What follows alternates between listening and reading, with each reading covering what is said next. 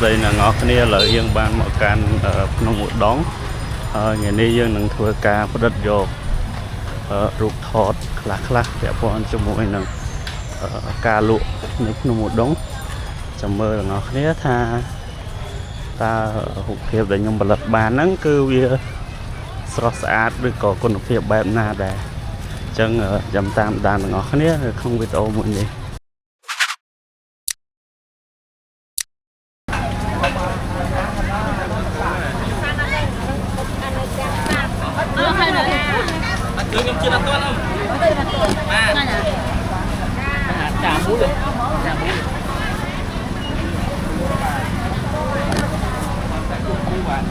Ba dây mới thịt luôn nè. Ba dây này. Như thế. Lên thấy rồi. Mai đưa tiếp theo. Thịt con ấy mình đâu có bao. Thịt thằng này con ấy.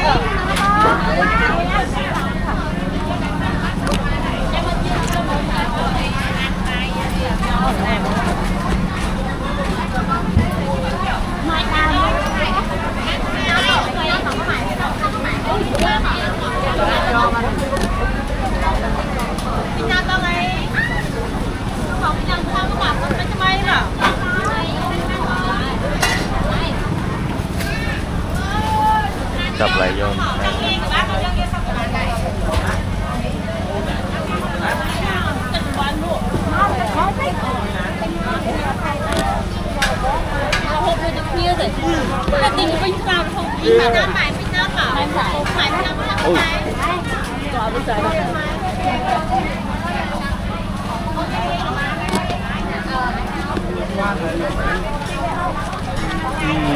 mình tha miền đường sườn mà mình té những bàn thọt thì cầm thiệp của quạt lụa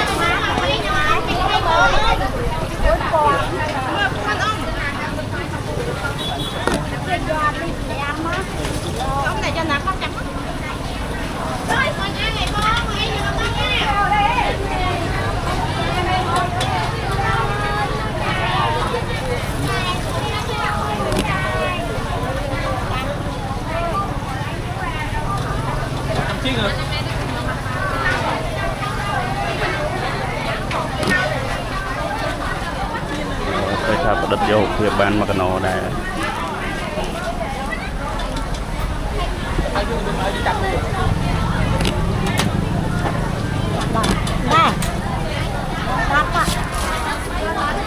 bông ơi, có phải bông, mình ơi. Anh đã bông mọc được bao giờ cho em chỉnh. Đâu có số này này nè, mình cái tờ đai lên xin biết nó ở đây nhục đó.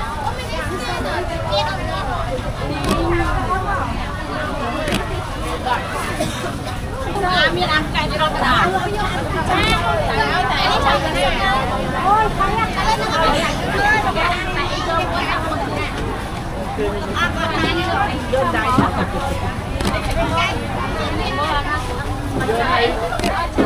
ồ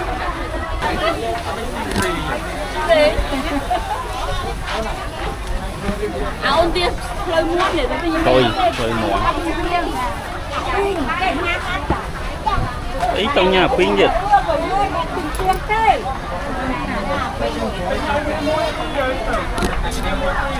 trong nhà pin dịch này tí nhất thì tí nhất đã pin nhà một cái cho mời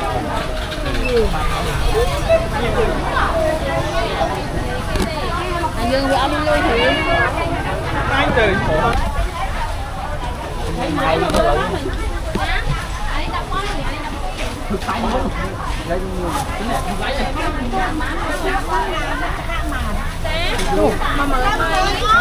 mình cho sao rất là mới bay dương trong màn thịnh đấy nhở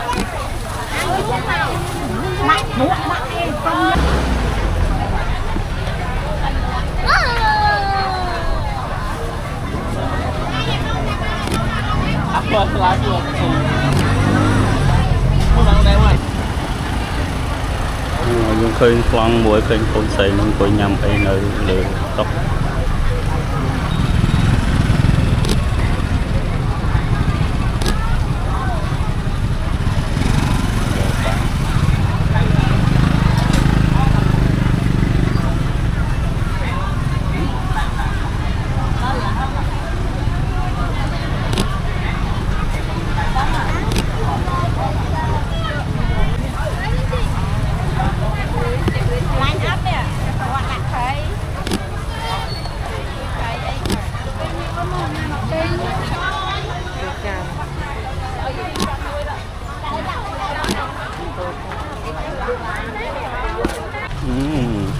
Mình tha lợi dương chanh vì cái này chanh nhâm ấy ghé Pin ơi ít ngang rồi quay đùm mà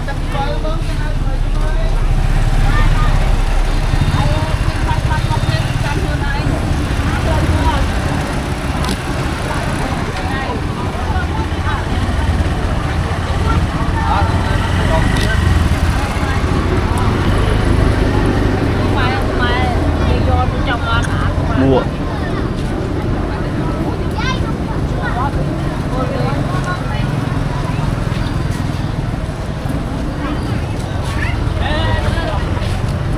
lươn mấy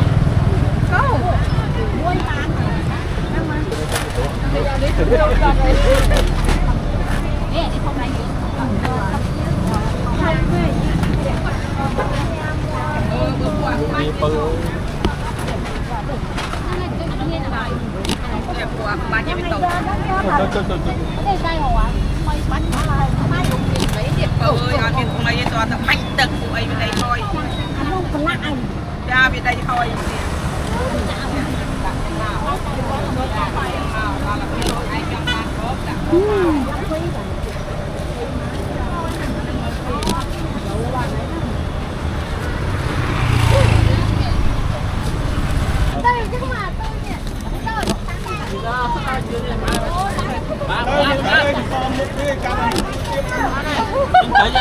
Ba này.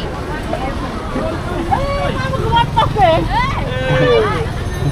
Đấy, em mà tinh ơi của chồng.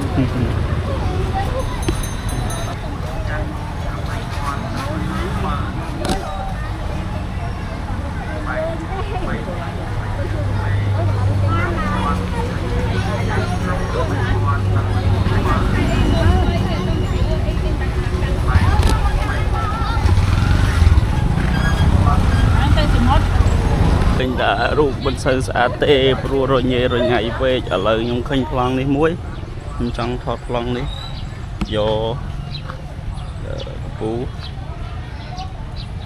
baby muối cây cột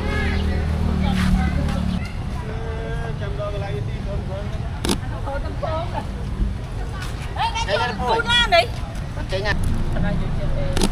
ừ?